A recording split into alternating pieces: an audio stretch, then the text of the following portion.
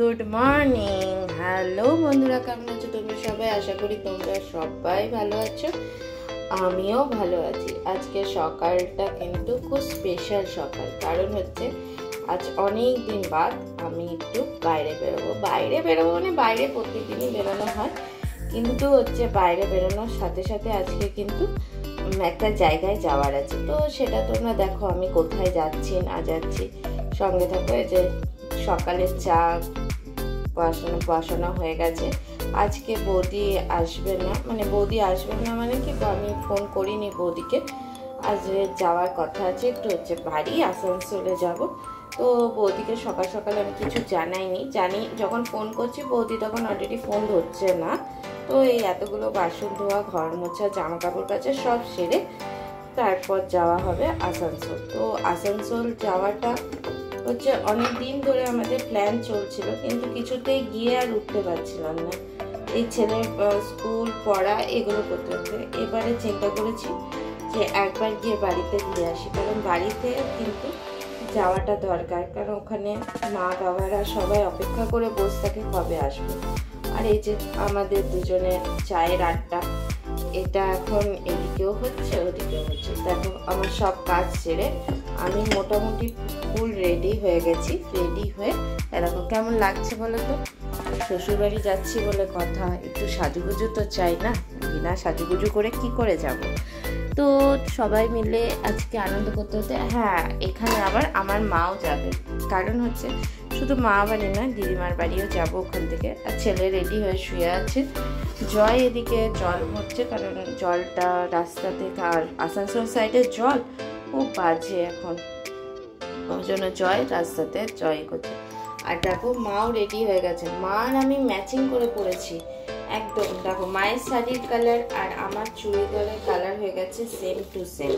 তো কি করব, মাকে বললাম তুমি কি আমাকে দেখে পড়েছো? মা বলছে আমি তোর আগে এগুলো বের করেছি। আর এই যে গাড়ির কাগজপত্র নিয়ে বেরোচ্ছি, কারণ হ্যাঁ সবই এখন ডিজিটাল, কিন্তু তাও ম্যানুয়ালটা আমাদের সাথে রাখি যদি কোনো রকম প্রবলেম হয়। তো এই যে আমরা এখানে সবাই বসে আছি, এই যে ফ্ল্যাটের সামনে থেকে বেরোচ্ছি, তার আসছি। আর আগের দিন হয়ে গেছে বৃষ্টি, দেখো রাস্তাঘাট পুরো জলে জল হয়ে আছে। ওয়েদারটা ঠান্ডা হয়েছে বলেই যেতে পারছি। মেন কথা হচ্ছে মা বাবার সাথে দেখা করা, আর হচ্ছে আমাদের দিদিমার সাথে দেখা করা হচ্ছে। মেন দিদিমা এখন অসুস্থ, অনেকটা বয়স হয়ে গেছে, 86 হয়ে গেছে প্লাস। তো যথারীতি ওনার পড়ে গিয়ে কোমরে লেগেছে, যার ফলে উনি না ভালোভাবে উঠে বসতে পারে, না শুতে পারে, ব্যথা করছে। তো ওর জন্য যাই গিয়ে দেখে আসি। তো চললাম সব। দেখো এই জায়গাটা কিন্তু খুব সুন্দর জায়গা। হ্যাঁ ওইখানে বেশি লোক থাকে না, কিন্তু খুব কম লোকই থাকে। এমন থাকে যারা, তারা প্রথমে আগে প্রচণ্ড কষ্ট করে থেকেছে, কিন্তু এখন জায়গাটা একটু একটু করে ডেভেলপ হচ্ছে। আর এইটা হচ্ছে ভগৎ সিং মোড় আসানসোলে। দেখতে দেখতে কিন্তু আসানসোলে চলে এলাম, বেশিক্ষণ সময় লাগলো না আজকে। বেশিক্ষণ বলবো না যে লাগেও নি, লেগেওছে, খুব একটা লাগেনি। আর এইখানে মা তো বেশ আনন্দে আছে, মা যাচ্ছে মায়ের বেয়ান বাড়ি অনেক দিন পর। আমরা যাই, মা যায় না। মা ওটাই বলছে মা আমার শাশুড়ি মাকে যে দেখুন ওরা আসে কিন্তু কোনো সময়তে আমাকে নিয়ে আসে না। আজকে ওই জন্য আমি বললাম তোরা যাচ্ছিস আমিও যাবো। দেখো দেখতে দেখতে কিন্তু আমরা ঢাকেশ্বরীর কাছাকাছি পৌঁছেও গেছি। এটা হচ্ছে দামোদর। সবাই কিন্তু যারা এই সাইডে থাকো, আসানসোল সাইডে থাকো, তারা কিন্তু দামোদর স্টেশনটার কথা জানো। এবার ওই স্টেশন লাইনে পার হয়ে কিন্তু যেতে হয় হচ্ছে ঢাকেশ্বরী। আগে একটা মিল ছিল, ওই ঢাকেশ্বরী মিলের নামেই জায়গাটার নাম হয়ে গেছে ঢাকেশ্বরী। এখন অবশ্য মিল বন্ধ হয়ে গেছে, কিন্তু দেখো এই রাস্তাটা দিয়ে, জানি না ক্যামেরাতে কতটা সুন্দর লাগছে কি লাগছে, কিন্তু এখান দিয়ে আমরা যখন যাই না আমাদের খুব ভাল লাগে। এত সুন্দর ফ্রেশ হাওয়া, এত সুন্দর দেখতে ভালো লাগে। এইখানটাতে হচ্ছে জয়ের এক বন্ধু থাকতো, থাকতো। এখন ওরা এখান থেকে চলে গেছে, এখন ওরা কলকাতার সাইডে চলে গেছে, সেটাই আমি মাকে দেখালাম। আর দেখো চতুর্দিকে ঘন জঙ্গল, এখানে না অক্সিজেনের অভাব কোনো দিন হবে না। এখানে যেমন গরম পড়ে তেমন বৃষ্টি হয়, তেমন ঠান্ডা। এখানের ঠান্ডা আমাদের আসানসোলের ঠান্ডার থেকে 3 ডিগ্রি 4 ডিগ্রি কিন্তু থাকে, কমে থাকে। মানে যদি আসানসোলে 12 পড়লো, এই ঢাকেশ্বরীতে কিন্তু পড়ে যাবে 8-9, এতটাই ঠান্ডা হয়ে যায়। দেখো ট্রেন লাইন বের করছি, এর আগে একটা এক্সপ্রেস গেছে, এর এক্সপ্রেস যাওয়ার পর এই মালগাড়িটা গেল। আরে এক্সপ্রেস যখন বেরোয় না তখন মনে হয় কি ইস কোথাও যেন ঘুরতে যাব। আমার না শুধু কিছুদিন থাকার পরে আমি বাইরে বেড়াতে যাওয়ার খুব ইচ্ছা করে। এবছর দেখি, আমরা তো দুর্গাপুজোর পরপরই বেরোই, কোথাও যাওয়া হবে কি হবে না বুঝতে পারছি না। কিন্তু আমরা বাবুর মাধ্যমিক মানে আইএসসিটা শেষ হলে আমরা সোজা যাব কেদারনাথ। এবারের একদম প্ল্যান পুরো ফুলফিল করে রেখেছি। কেদার যেতেই হবে, কারণ ওখানে কেদার বাবা যে টানছে আমাকে। আর আমার না কেদারনাথ, জানি না সবাই বলে ট্রেন চলছে, কিন্তু না ট্রেন নয়, আগেও চলেছে।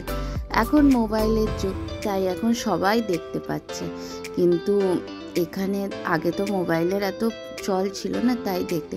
এখানে কত পুকুর আছে, কত গাছপালা আছে, প্রাকৃতিক সৌন্দর্যটাই দারুণ। দেখো এইখানটাতে আগে এতগুলো ছিল না, এখন বার্নপুরের কারখানাটা এক্সটেন্ড হওয়াতে এখানে কিছু কিছু দোকান খোলা হয়েছে। আর এটা হচ্ছে গ্যাসের জায়গা, এখান থেকে গ্যাস পাইপ আছে, তো ওই জন্য এখানটাও তোমাদের দেখে। আর এই জায়গাটার নাম হচ্ছে বেগুন বাড়ি। আগে জানো তো এইখানে প্রচুর বেগুন গাছ, এখান থেকে এখানে বেগুন চাষটা প্রচুর হতো। এখন তো ওই মানুষগুলো আর নেই, তাদের ছেলে মেয়েরা আছে। এবার যথারীতি তাদের ছেলে মেয়ে বা নাতি নাতনি এরা রয়েছে। এবার কি ওরা পড়াশোনা শিখছে, ওরা বাইরে কাজে চলে যাচ্ছে, ওরা কি আর এখন বেগুন গাছ লাগাবে? দেখো রাস্তাটা কি দুর্দান্ত দেখতে লাগছে না? এখানে প্রাকৃতিক সৌন্দর্যটাই সব থেকে ভালো। আর এইটা হচ্ছে এখানকার মানে একটু পয়সাওয়ালা লোকের ঘর, সেটাই আমি জয়কে দেখাচ্ছিলাম। তো এইখান থেকে যেতে মোটামুটি আমাদের আসানসোল থেকে এই জায়গাতে আসতে আগে বাসে লাগতো 1 ঘন্টা, এখন টোটো হয়ে যাওয়াতে 8 ঘন্টা 45 মিনিটের মধ্যেই চলে আসি। দেখো কি দারুণ লাগছে না? এখান দিয়েও কিন্তু ট্রেন লাইন গেছে, এই লাইনটা দিয়েও ট্রেন চলাচল করে, কিন্তু সারাদিনে একটা, বেশি যায় না। দেখো তেঁতুল গাছের মাঝখান দিয়েই দেখো পাহাড় দেখা যাচ্ছে। মামাবাড়ি যাওয়ার রাস্তাটাই দারুণ। আমরা তো লাস্টে আমাদের আর ছেলেতে বললাম কি এখান থেকে দাঁড়িয়ে যাও, তোমরা গাড়ি নিয়ে যাও, আমি আর আমার ছেলে দুজনে হেঁটে হেঁটে যাব। হাঁটা রাস্তাটা দেখতে মানে এত সুন্দর লাগে, জঙ্গলের মধ্যে দিয়ে। এটা পুরো ঢাকেশ্বরী মিলটা, এর পিছনটাতে মিলটা ছিল, এই মিলের পাশ দিয়ে যাওয়া। এখানে আমি ভিডিও করছি, ওরা আমাদের চেনা, বলছে কি বৌদি তুমি এখন এখানে এসেছো ভিডিও করতে? আমি বললাম হ্যাঁ ভাই, আমি এখানে ভিডিও নিতেই এসেছি।